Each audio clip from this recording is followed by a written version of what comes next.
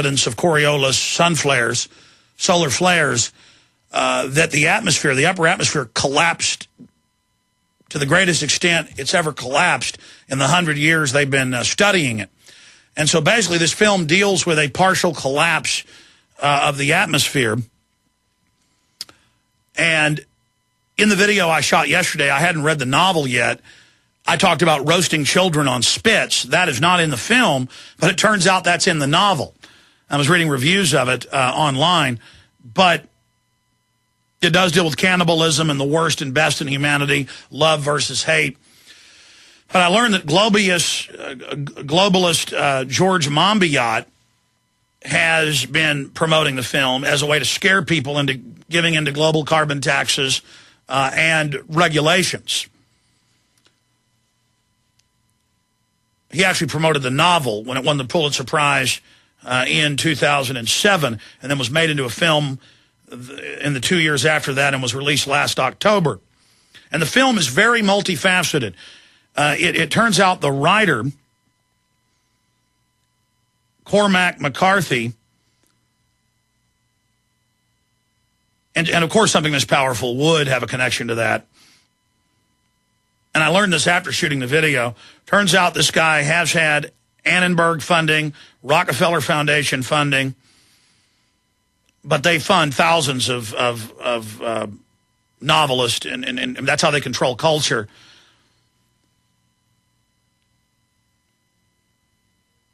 Because they understand that's a way to steer society. He doesn't do a lot of interviews, and so before I judge the author, I'm going to try to get in contact with him. And it turns out he's involved with this science fusion center in New Mexico. And when I talked about the film having so many archetypal, multi-layered messages, then doing research for several hours this morning, I discovered that's exactly what this guy's into. So that's why the film freaked me out so badly, is because it's everything I've already foreseen. And the system is implanting. In fact, my instincts were right last week when I'd first seen it. I was on Mancow, and he asked me if I'd seen the road. He said that it had disturbed him.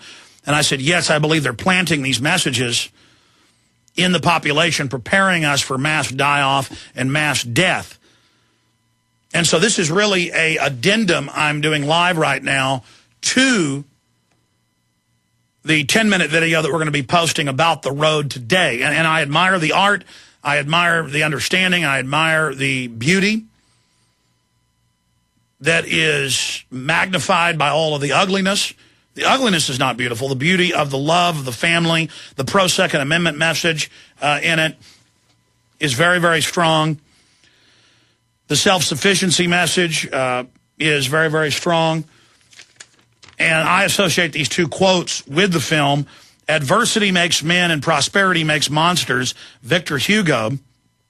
Courage and perseverance have a magical talisman before which difficulties disappear and obstacles vanish into air, John Quincy Adams. And we have these ancestral, instinctive memories of asteroids hitting the Earth and supervolcanoes going off. And now NASA admits that they were wrong previously. Shoemaker-Levy, the comet decades ago that broke into many pieces and hit Saturn, blowing holes in the planet, and the gas giant bigger than the Earth. Studying with radioactive dating, the different isotopes, they know that many of the giant crater sites that are pockmarking the surface of the planet and the ocean floor happen more often than 10, 20, 30 million years, like scientists had previously thought. I mean, look at the surface of the moon. The face of the man on the moon is giant mega, meteor craters. So we know that mass catastrophe and collapse is happening every few 100,000 years, and that's conservative. The science points towards every 50,000 years, maybe every 10,000. And so as a species, we instinctively know that disaster is always right around the corner, and that life is transient, and that this earth is always changing. The only constant is change. And that the earth is being struck by giant meteorites. There are supervolcanoes, huge fault lines being change, tectonic forces. We know that war comes and kills millions of people, sometimes hundreds of million. We know that famine and starvation and disease, and that peaceful times, times of milk and honey, are very, very rare in the human experience. And so that's why this film resonates. And I wrote some notes that speak to deep human truths here. There are other forms of social death. If you see an 18-wheeler carrying a bunch of cannibals in a collapsed society like Rwanda coming over the hill to hack you up with machetes and eat you, you know that threat. That's 100%. That's not creeping death. That's a full frontal assault. When you see a dam break and 100 feet of fast-moving water coming towards you, you know that's a threat. But the globalists are scientific in their system of control, and they admit that they are bringing in a form of creeping, soft kill, slow death, where they genetically modify the food to sterilize you and add chemicals to the cleaning products and to the foods and silicone to many of the fast foods and prepared foods and processed foods. And that the sperm counts drop by over 80%. And then infertility is exploding, and cancers are up several thousand percentiles on every major front. And that this is designed. I mean, I have the globalist textbooks. We've shown you many of them here, like Eco Science, written by the White House science czar. So I wanted to speak directly to the people that are bathing our culture in films like Eli and The Road and others, all these constant 2012 movies, Meteor movies, viral release movies like I Am Legend, which is a remake of The Omega Man and The Last Man on Earth and others with Vincent Price. This is being done to introduce this idea so that we will accept it when it happens.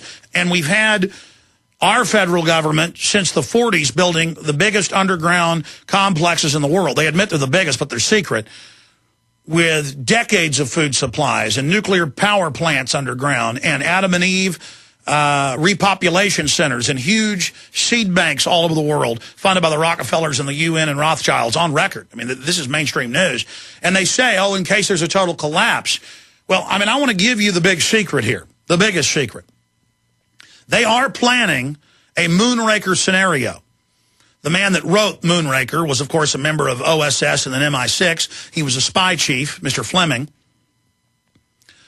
And in Moonraker, you have a globalist who is the richest man in the world, a robber baron, and he releases a biological weapon, or attempts to kill everyone on Earth, and he and his elite, the eugenics elite, the genetic elite, are going to stay off world for 2 years because the bioweapon is meant to run its course and then retrograde and break down into something harmless, and then they're going to come back and repeople the earth. This goes back to Plato and his Republic, saying we need to round up all the poor, kill them, and then only breed with the elite because we're smarter and better, and we're going to control the future, and humanity's crushing the breast of Mother Earth.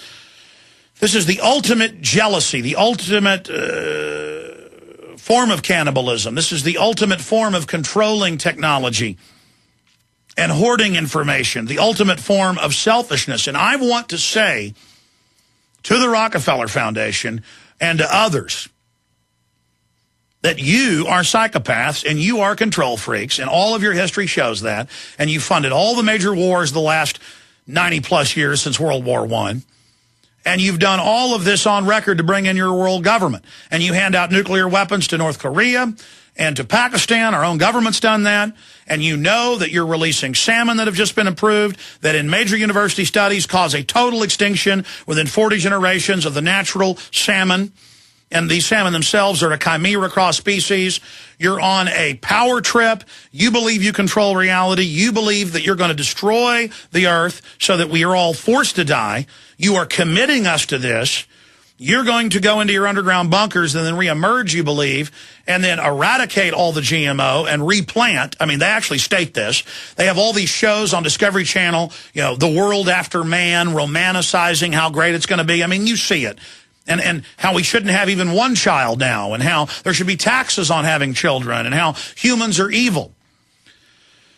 We see this everywhere. And so if you're really concerned about the environment, if you're really concerned about what's happening in our world,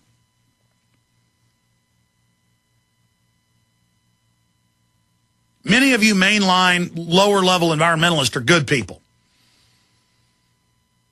And I notice a lot of the old environmentalists that helped grab land from people here in Austin with the SOS, they're now not part of it. They've woken up and they're fighting fluoridation of water, GMO food, things like that. I mean, that's the big issue that's hurting this planet.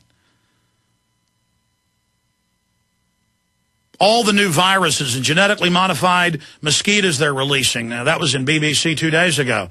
And all of this is the real threat. And fission fusion weapons and neutron weapons and antimatter weapons that the Air Force admits they've developed, but it's highly classified. They just admit they've developed it. And the Hadron Superconducting Supercollider, you know, their own scientists admit it could cause a strangelet, a singularity, a black hole.